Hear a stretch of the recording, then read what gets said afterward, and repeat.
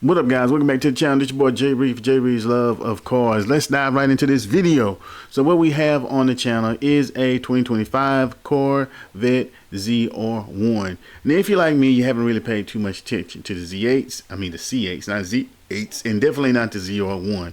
Well, it's kind of late at night, got nothing else to do. Scrolling, and I came across the ZR1.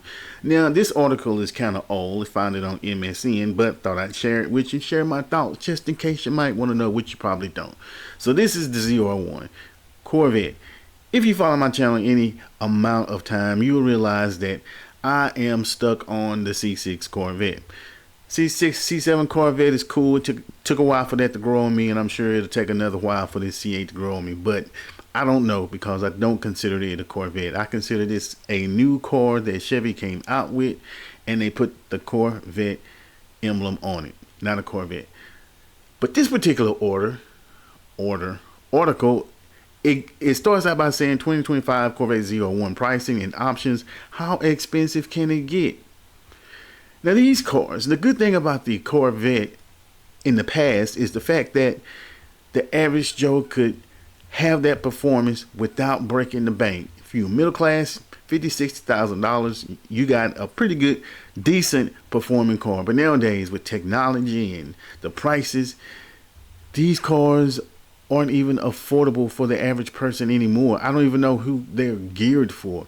Now, the Stingray, the base models, you can get those used for about $54, $59 all day long. But they look just like the bottom of the barrel. I'm sorry, you're gonna have to get that car, put some more wheels on it, and do something to make it look better than it do.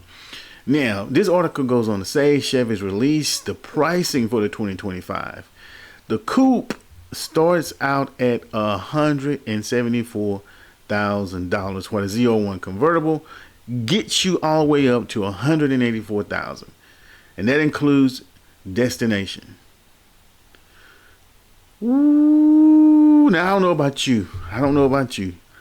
Chevy's good. The car's great. I'm sure it performs well in all of these good things, all the horsepower. It's got a lot of horsepower.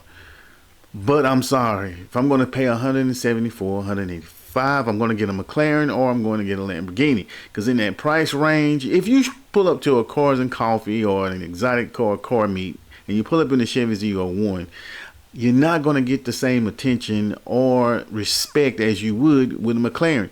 Even though they cost about the same, at least it start out costing about the same. It's just something about it. So when I get up into this price range, I'm not sure I want to pull up into an event like that in a Chevy. And I love Chevy. Just watch my videos. You know how much I love Corvettes. But when you get up into this price range, I don't know. But that's not it. You think that would stop there, but it don't. Because they have a 3LZ trim, which adds higher end seats, upgraded leather 12-inch digital gauge cluster, and that's going to cost you $185 in the ZR1 coupe, and in the convertible version $195. So now we up to $200,000 for a Chevy. And then you got this Porsche down here. Oh, that's super stanky. So the point of this is, I'm reading this and it just kind of turns my stomach to see how expensive these cars are getting. Everything, it just goes to show how things are going. Basically, the middle class is getting just pulverized. The middle class is getting nobody cares about the middle class, even though that's where most of the money that taxes come from. I think I probably just made that up. Nobody cares about the middle class. In the near future, probably sooner than you think, probably going to have the rich, probably going to have the poor. If you're not rich, guess what category you're going to be in? Because as soon as cars, if cars start to cost this much, I'm telling you, I'm sure this thing is amazing, and from what I read on it, it is amazing. But that's not the point of this video. The point of it is the cars that were once affordable for the average guy working at GM, working on the line, they could afford them. But now, who can afford these cars? Who's going to buy these cars? It'll have to be some guy that got a McLaren, some guy that got a Lamborghini. He just want one of these too. It's not going to be average Joe like it used to be. Just saying. Y'all let me know what you think in the comments. This your boy. Peace.